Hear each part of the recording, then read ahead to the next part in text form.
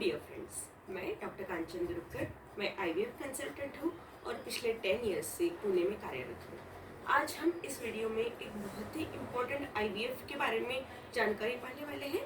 वो है कि क्या क्या डिफरेंट प्रोटोकॉल्स होते हैं जिनसे कि हम आईवीएफ में ट्रीटमेंट करते हैं। So in this video we are going to know कि different IVF protocols that we use in the treatment of IVF. Now IVF protocols मतलब क्या कि जो भी आपको इंजेक्शंस दिए जाते हैं जब आपका आईवीएफ का ट्रीटमेंट चल रहा होता है, तो जो इंजेक्शंस दिए जाते हैं उसमें डिफरेंट टाइप के प्रोटोकॉल्स होते हैं जिस के अनुसार आपको ये ट्रीटमेंट इंजेक्शंस दिए जाते हैं।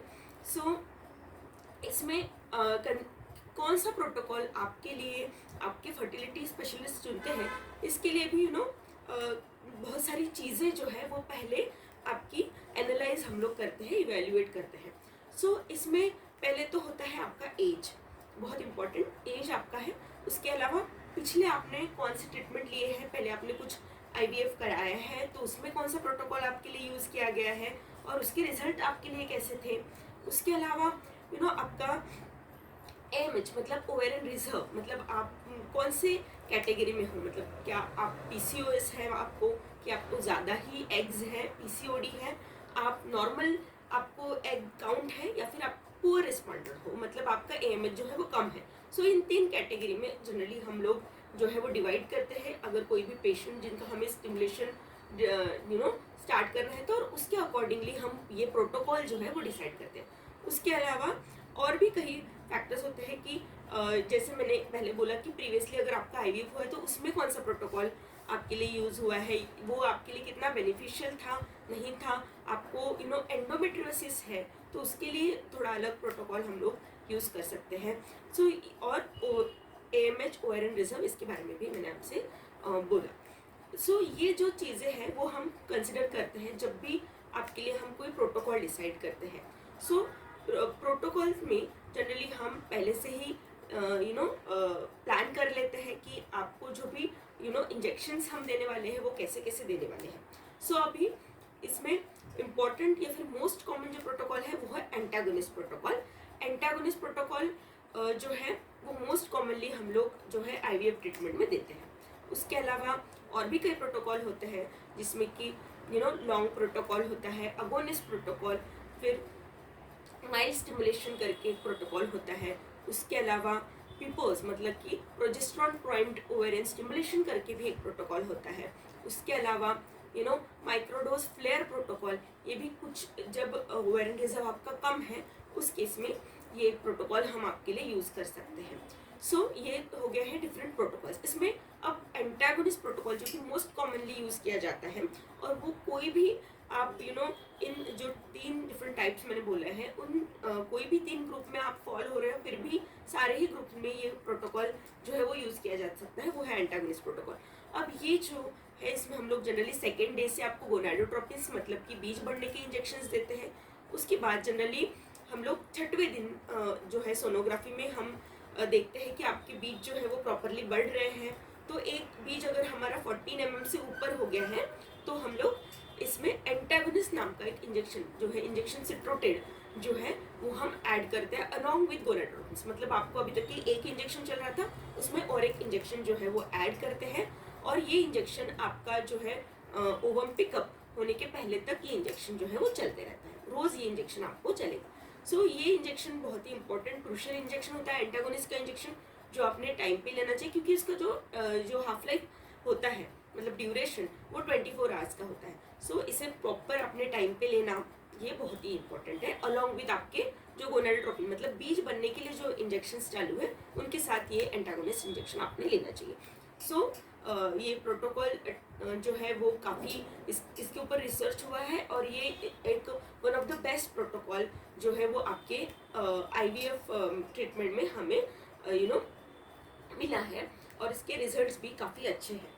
अब आते हैं हम लोग अगोनिस्ट प्रोटोकॉल की तरफ। तो पहले एक्चुअली जो अर्लियर प्रैक्टिस आईवीएफ का था उसमें अगोनिस्ट प्रोटोकॉल ज़्यादा यूज़ होता था, तो इसमें हम लोग पहले ही डे 21 से ही आपको इंजेक्शन मतलब आपका नेक्स्ट मंथ आपका समझे कि आईवीएफ होने वाला है, तो उसके अर्लियर मंथ से ही डे 21 से हम ये इंजेक्शंस जो है अगोनिस्ट के इंजेक्शन जो है वो कम मात्रा में आपको चालू करते हैं, और फिर सेकेंड डे से आपको ये अगोनिस्ट के इंजेक्शन के साथ जो गोनाडोट्रोपिन्स का इंजेक्शन है वो भी देते हैं। सो ये दोनों इंजेक्शंस जो है वो फिर आपको जब तक आपका बीज नहीं निकालते हैं तब तक ये दोनों इंजेक्शंस चलते रहते हैं, मतलब अगोनिस्ट और गोनाडोट्रोपिन्स ये दोनों इंजेक्शंस आपको चलते रहते हैं। सो ये हो गया है अगोनिस्ट प्रोटोकॉल। अगोनिस्ट प्रोटोकॉल जो है वो जनरली हम लोग लो वेयर एंड रिजर्व वाले पेशेंट्स में जनरली यूज़ करते हैं। सो ये जो है अगोनिस्ट प्रोटोकॉल वो हमें जब वेयर एंड रिजर्व कम है, एएमएच कम है, तो ये लॉन्ग अगोनिस्ट प्रोटोकॉल हमें काफ़ी अच्छा एग रिट्रीवल मिलने में, नंबर ऑफ एग्स ज़्यादा मिलने में ज़रूर मदद करता है। इसके अलावा और एक जो प्रोटोकॉल है जो हम लो वेयर एंड रिजर्व वाले पेशेंट में यूज़ करते हैं वो है माइक्रोडोज फ्लेयर प्रोटोकॉल। अब इस प्रोटोकॉल में हम क्या करते हैं कि आपके पिछले महीने मतलब अगर आपका नेक्स्ट मंथ आपका ट्रीटमेंट प्लान है तो पिछले महीने में हम आपको कुछ लो डोज ओसीपीएस देते हैं।